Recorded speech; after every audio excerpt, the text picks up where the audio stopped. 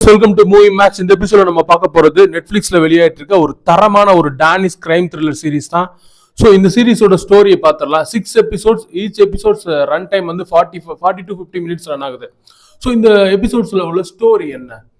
டியா அப்படின்ற ஒரு young police அகாடமியில உள்ள ஒரு ட்ரைனி எப்படியாவது போலீஸ் டிபார்ட்மெண்ட்ல நம்ம வந்து நம்மளோட லைஃப்பை வந்து நம்ம கண்ட்ரோல் பண்ணணும். ஏன்னா அவங்களோட பாஸ்ட் லைஃப் வந்து ரொம்ப ரொம்ப ஒரு என்ன சொல்கிறது, ஒரு வயலண்ட்டான ஒரு ஆல்கஹாலிக் மாம், ஒரு எக்ஸ் பாய் ஃப்ரெண்ட் வந்து ட்ரக் அடிக்ட். ஸோ இதுலேருந்துலாம் நம்ம வெளியில் வரணும் அப்படின்னு அந்த போலீஸ் அகாடமியில் சேர்ந்து கடினமாக ஒர்க் பண்ணிட்டு இருக்காங்க. ஸோ இப்போ இதே சுச்சுவேஷனில் பிஇடி அப்படின்ற ஒரு கிரிமினல்ஸ்க்கெல்லாம் ஸ்கெட்ச் போட்டு தூக்கக்கூடிய ஒரு ஆர்கனைசேஷன். ஸோ அந்த ஆர்கனைசேஷனில் அசட்ஸ் அப்படின்னு உள்ளே அனுப்புவாங்க. பெரிய பெரிய கேங்குக்குள்ளே இன்ஃபில்ட்ரேட் ஆகி போகக்கூடிய ஸ்பை ஏஜென்ட்ஸ் அங்கே உள்ள டீட்டெயில்ஸை கலெக்ட் பண்ணி பிஇடிக்கு கொடுப்பாங்க. பிஇடி வந்து ஸோ அதில் அந்த உங்களுக்கு தேவையான அந்த எவிடன்ஸ் கிடைக்கும். அவங்கள அரெஸ்ட் பண்ணி அந்த லால ப்ரொடியூஸ் சட்டத்துக்கு முன்னாடி நீப்பாட்டுவாங்க. ஸோ இதுதான் வந்து ப்ரொசீஜர். ஸோ படத்தோட ஓப்பனிங் சீன்லேயே ஃப்ளைட்டில் வரக்கூடிய ஒரு அசட் வந்து ஸ்டொமக்கில் வந்து அந்த ட்ரக் பால்ஸ், அந்த ட்ரக் கேப்சூல்ஸ் ஓப்பன் ஆனதுனால அவரால் மூச்சு விட முடியாமல் ப்ரீத்திங் ட்ரபிள் ஆகி ஸோ ஹீ இஸ் டெட். அவர் வந்து ஒரு அசட். ஸோ அவர் அப்படி அவரோட அந்த டெத்துக்கு பின்னாடி ஒரு ரீசன் இருக்கு. ஸோ அந்த இடத்துக்கு புது அசட்டா வந்து ட்ராக் பண்றாங்க சாராவை பிஇடி.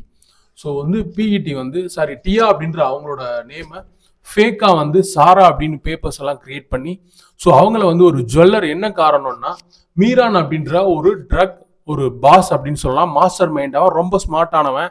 ஸோ அவனோட சர்க்கம்ஸ்டான்ஸ் ரொம்ப சின்னது. அவனோட டெரிட்டரி அதுல யாருக்கு இடம் இருக்கு அப்படின்னா அவனோட பிரதர் பாம்பி அப்படின்னு ஒருத்தர் இருக்கான். ஸோ அடுத்து வந்து அவனோட கேர்ள் ஃப்ரெண்டான ஆஸ்லே, அப்புறம் அவனோட டாட்டரான சோஃபியா.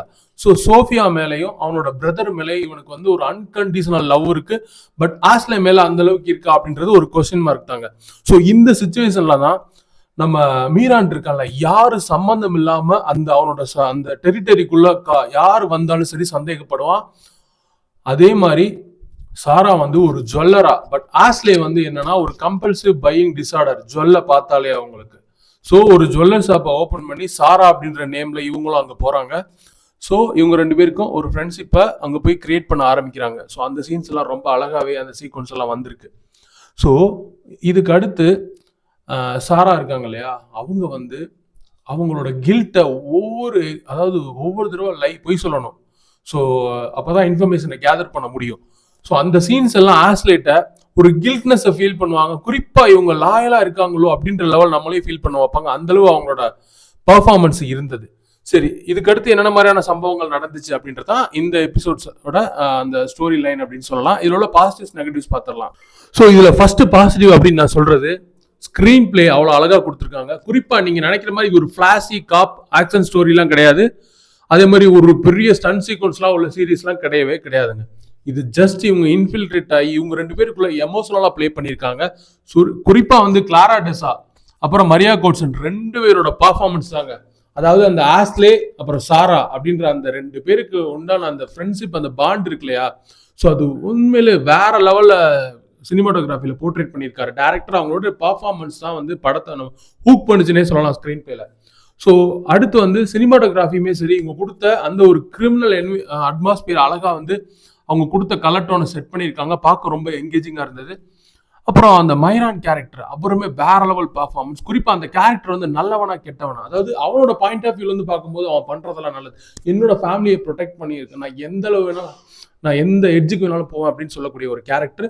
ஸோ அதுவுமே நல்லா இருந்தது. அடுத்து முக்கியமாக ஒவ்வொரு எபிசோட்ஸ்லையுமே வந்து ஒரு சில விஷயங்களை இவங்க ஓப்பன் பண்ணிகிட்டே வருவாங்க. அதெல்லாம் ரொம்ப பார்க்க கீப் கொடுத்துட்டே வருவாங்க அடுத்து என்னன்ட்டு. ஸோ அதெல்லாம் நல்லா இருந்தது. ஓகே, இதில் என்ன இதெல்லாம் வந்து ட்ராபேக்காக இருந்துச்சு அப்படின்னு சொன்னோன்னா, ஸோ இந்த சீரீஸில் வரக்கூடிய அந்த இவங்க ஓப்பனிங் சொல்லக்கூடிய இந்த கேரக்டர் வந்து அப்படி ஒரு பெரிய ட்ரக் பாஸ் அப்படின்னு சொல்லுவாங்கல்ல. ஸோ அது வந்து பெரிய ஒரு ட்ரக்லாக், இவனை வந்து இன்ஃபில்ட்ரேட் பண்ண உள்ளே போக முடியாது அப்படின்ட்டு. ஆனால் இவனோட பிரச்சனை உள்ளே போனால் இவனோட ஃபேமிலிக்குள்ளே தான் பிரச்சனை இருக்குது.